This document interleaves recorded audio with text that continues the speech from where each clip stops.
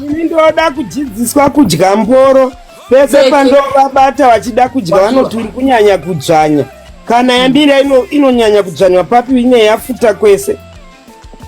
Jenderiya ukarigeza ukariti vhasirinaka unonzwa nemwoyo wariona rakarembera, unonzwa nemwoyo richipenya, wonyatso kana rimahombe unotora 1 wonyatso kurifishina wosvipa paunonogaza rimwe wonokambira baba. Imi zvinhu zveya zvinonaka meno kuti musanyanyo vajaji amai vaketi. Ndo pandinoona isu masocial worker kana taakuzotarisa vana Keti vaya vana Doreen handi munoona zvavanobuda vachiita pasocial media vachitaura zvinyadzi vachitukana nevanhu chichi aizi problem yavo.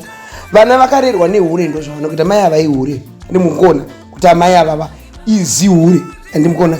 Saka kana munhu akarerwa nehure vana vanotongoita unhu wechihure. Saka mukaona muchiblema vana Keti mune problem. Mukaona muchiblema kana anonzi Doreen kuSouth Africa mune problem.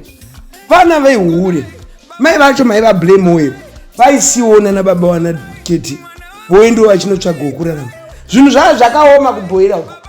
Kambiza vakanyovha nyovha. Chihure chavo vamai ava chakatoita katosvika kunze kwenyika uko. Dai vasina kuzvara Keti dai vakakuenda here kunze kwenyika. Saka ndonzwa vanhu vachisvora fani vachiti shuwa mai vako vangabuda aiyewa imi mana mai venyu vaitengesa madhoiri, imi mana mai venyu vaishanda mudzimba dzevarungu. Vanga vasiri mahuri. Musafananidza namai venyu namai vaKeti naDoreen.